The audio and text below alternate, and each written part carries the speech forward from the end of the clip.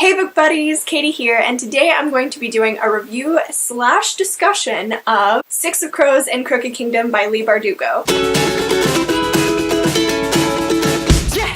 I thought I would try something a little bit different today, and instead of just doing a traditional review, I thought I would split this video into two halves, and the first half would be just your run-of-the-mill review, and the second half would be more of a discussion. And so I think I'm going to make the first half spoiler-free, and then I'll put some sort of indication on the screen and I'll give you a verbal warning so that if you don't want to be spoiled for these books, you can leave, and then I'll just talk to you about my feelings and it'll be really informal. So I'm not really sure how this format's gonna work or if I'm gonna like it, but be sure to let me know in the comments what you think of it so that I'll know if I should do it again or if I should just have this be the only one.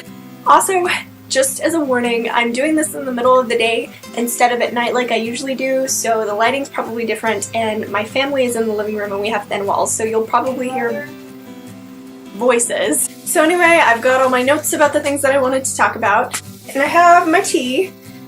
Because it's the new year and I told myself that I would drink something other than coffee sometimes, so I'm drinking green tea with a little bit of honey in it because green tea is supposed to be healthy, right? Lol. It's good though. Okay, so first I just want to talk about the covers.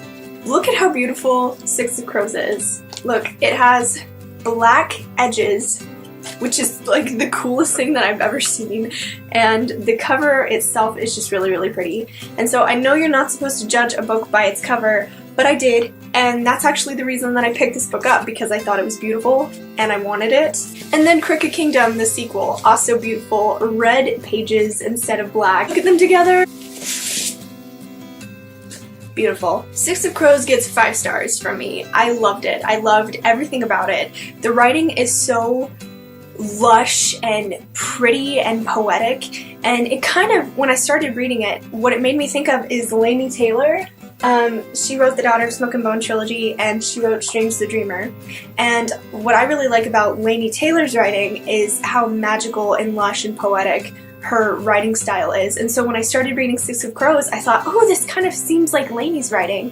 And quickly it became its own thing, and that's not to say that it feels like you're reading a Laini Taylor book. It just feels similar, and that's a really good thing because I really like Laini Taylor, and now I really, really love Leigh Bardugo. She is so good at world building, and you can clearly visualize everything in your head just from the sights and the smells. It's one of those books where while you're reading it, and for a long time after you're finished reading it, it stays with you and you dream about it, and it just fills your mind.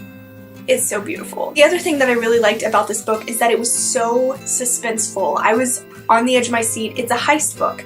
Oh, maybe I should tell you guys what it's about. Okay, so without any spoilers, there's this thing that needs to be stolen.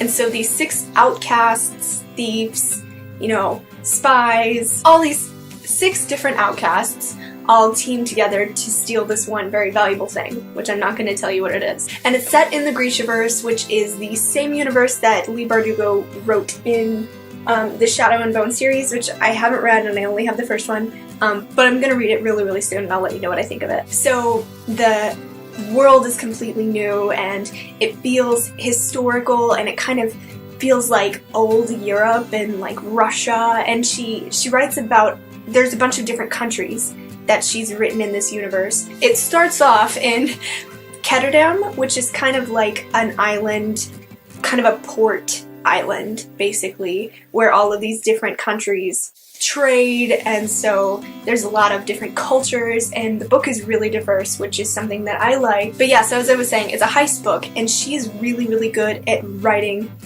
heists. She keeps you guessing the whole time. You're on your toes. You think one thing is happening, and then blindsided. Whoop, nope, that's not actually what's going on. The characters know better than you do, and she does a really, really good job writing the heist novel. Also, it was surprisingly gory.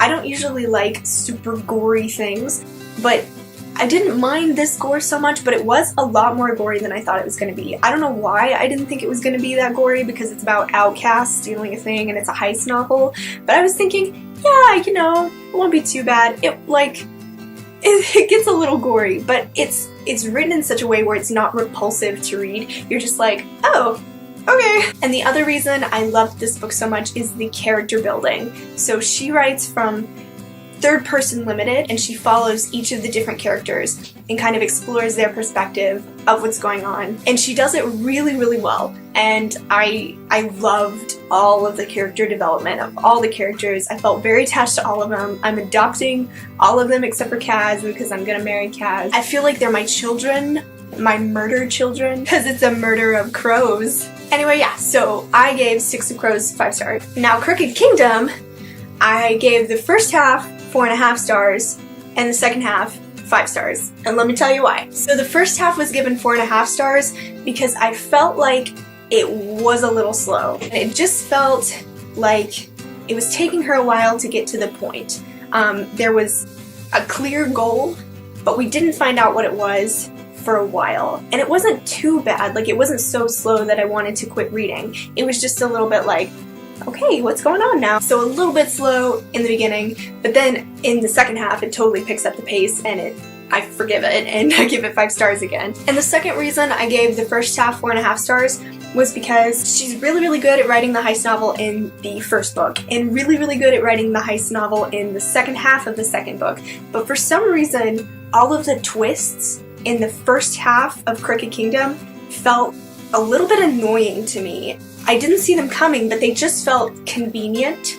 Like, oh, this guy's coming after us, but not to worry because what you didn't see is this plot twist which is going to make him not a problem or whatever. And it just felt like, of course, wow, that played out in your favor really well, didn't it? But then that eventually goes away and the book becomes fantastic again. And the second half I adored. And the first half I didn't hate. I still really, really liked the first half. The first half is still 4.5 stars. So all in all, this was a book series that I loved. Together, I'm giving it 5 stars. And I will also say, though, that at the end of Crooked Kingdom, there's a couple of characters who come in who I'm pretty sure were in the Shadow and Bone series. I don't know that for a fact because I haven't read it yet, but I think that they are. And so I think that maybe you might want to read her original trilogy before you pick up this book, but I don't think it's necessary. It might just be like, you know, you can play Kingdom Hearts without ever having played Final Fantasy, but if you played Final Fantasy and then you see those characters, you're like, ah, cool! You know what I mean? So I don't think it's essential at all to read the first trilogy because it doesn't follow the same characters, but it might just be kind of interesting to see because I think chronologically this takes place afterwards. So anyway, that's the first half of this video, that's the review, and the second half that's coming up is going to be the discussion, and there will be spoilers, so if you haven't read these books yet, or, you know, if you don't want to be spoiled, it's time for you to go. If you don't mind spoilers, come with me into the land of book discussion. Okay, if you're still here, it means you don't mind spoilers, so you can't get mad at me when I spoil things. Okay, let me just start off by saying that I am so glad that Inej wasn't a damsel in distress throughout the entirety of Crooked Kingdom, because when Six of Crows ended with her getting captured, I was so mad. I was so mad, because I thought that she was going to take it in a direction where all of Crooked Kingdom was just the crew trying to save Inej, and I was not here for that. There are only 2 female main characters in this book of 6 main characters, and Inej is too badass to be a damsel in distress the entire book. I thought she wasn't even going to be in the book. I thought she was just going to take her out, and we were all just going to miss Inej, but thankfully she wasn't a damsel in distress hardly at all. She immediately tried to free herself, which I was proud of her, and she couldn't do it, and that's okay, because being a strong female character doesn't mean that you're flawless, and it doesn't mean that you're super tough all the time. It was just a few chapters, and then she was back, and I was happy. Okay, the second thing that I have to say is that I love all the characters. I love all the characters. Inej, a badass. Nina, a badass. Kaz, a badass. Wylan, a badass. Jesper, a badass.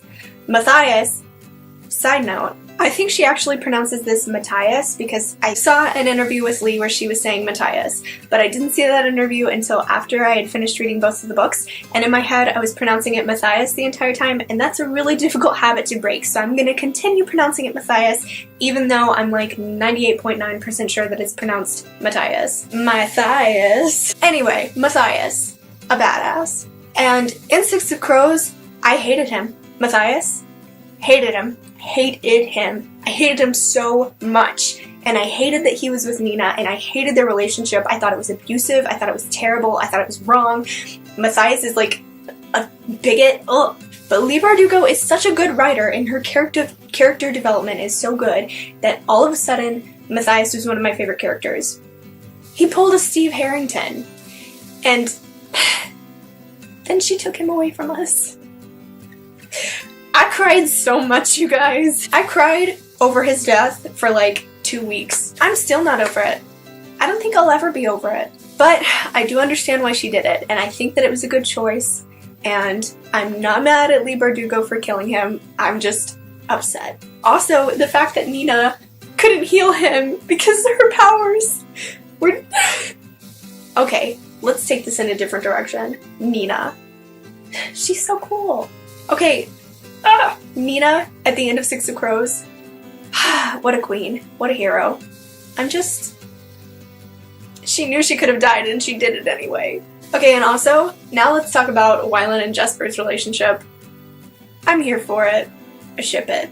That's really all I have to say. I love how all of the other relationships, they have these beautiful poetic declarations of love, and then Jesper and Wylan, it's like, maybe I like your stupid face. So cute. While we're talking about relationships, I really love how realistic Leigh Bardugo progressed the relationship between Kazan and Edge, because I was honestly kind of afraid that they were gonna kiss and that he was just gonna be over his thing, because you don't just get over trauma like that. Sometimes it stays with you forever. Sometimes you can heal, and I believe that Kaz is healing, and I know that Kaz will get to a point where he is okay. He will. But I'm glad that she didn't make him just suddenly be better overnight. He did the best that he could, and they held hands, and that was more moving than a kiss. So I'm really glad that she kept that progression realistic. And then he found her parents for her, and he got her a pirate ship. Okay, poor Wylan. His dad sucks. It's almost kind of annoying how much Wylan's dad sucks, because it feels like no one is that mean, but I know that some people are that mean, and it breaks my heart. Urgh. Also, Pekka Rollins. Whew, take that, Pekka. Ooh, man, they got him. In conclusion, I just have a lot of feelings. I don't think that this half of the video was cohesive at all. I think it was just me fangirling in front of a camera, and you guys are probably like, never make a video like this again. Please let me know in the comments what you think of the discussion style, and let me know what you think of the Six of Crows duology, because I want to hear. Thank you guys so much for watching, and if you like this video, be sure to click on that thumbs up or subscribe to my channel if you haven't already. I'll be back very soon with a new video, but until then, happy reading and happy 2018. Bye.